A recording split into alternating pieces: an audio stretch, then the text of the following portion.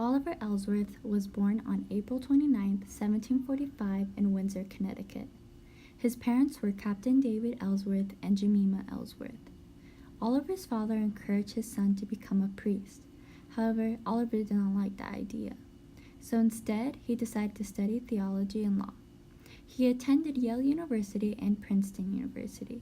He was intrigued more with theology and law because he was brought to light with a bountiful of political issues occurring around him. He passed the bar exam in 1771 at age 27. A year later, he wedded Abigail Wolcott in 1772.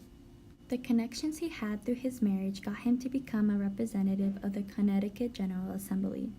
His life finally took off and got his hands on a lot of court cases. He was selected to serve at the Continental Congress and represent his hometown, Connecticut. Being a member of the Continental Congress for 6 years made Oliver in charge of a mound of committees such as the Board of Treasury and Committee of Appeals.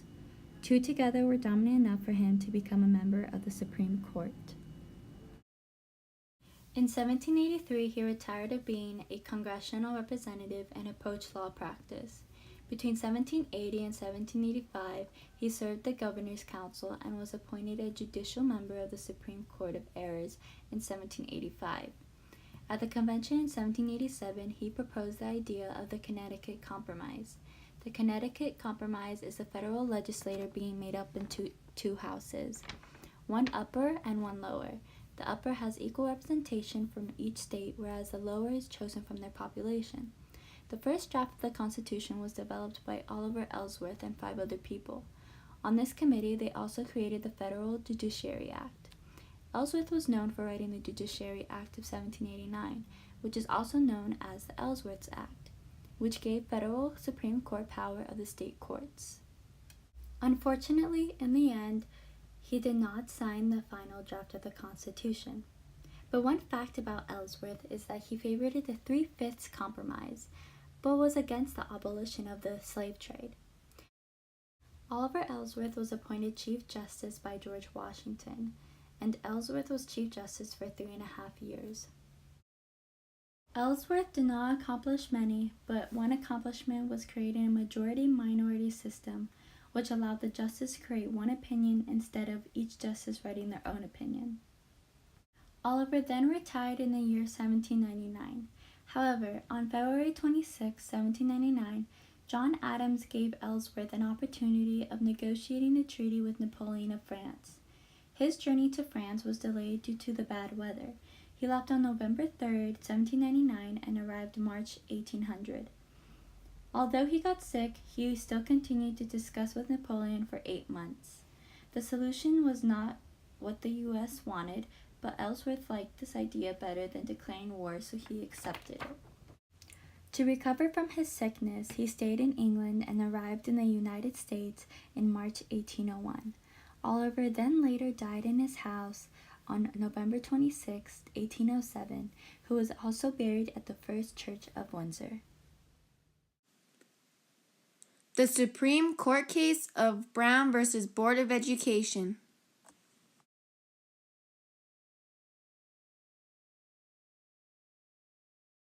The Supreme Court case of Brown v. Board of Education involved a man named Oliver Brown who lived in Topeka, Kansas with his wife and 2 daughters. One of his daughters was trying to attend an all-white school in their Topeka, Kansas neighborhood, but was prohibited due to segregation laws.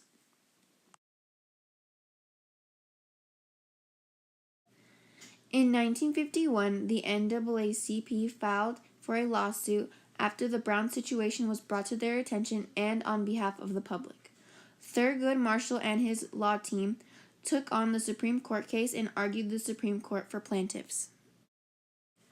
The Brown v. Board of Education Supreme Court case was actually a collection of 5 different cases all under one. These cases took place in South Carolina, Delaware, Kansas, and Virginia. However, the Brown v. Board of Education mainly began in Topeka, Kansas.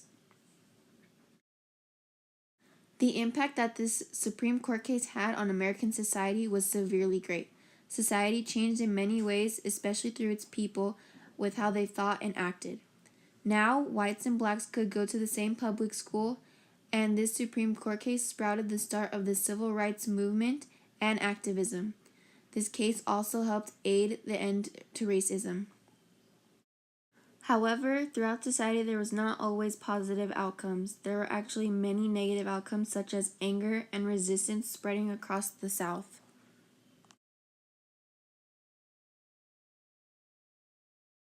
In 1952, the Supreme Court had agreed to hear the Brown v. Board of Education case along with the four others included.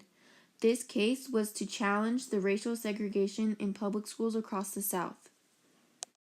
This case undermined the verdict of the court case from May of 1896, Plessy v. Ferguson. This case went against the Plessy Doctrine, which was the doctrine that upheld state racial segregation laws for public facilities, and followed the statement of separate but equal. The Supreme Court justices in this case had declared that segregation by law violates the 14th Amendment of the Constitution of the United States. And this case was by far one of the greatest Supreme Court decisions ever made in the 20th century.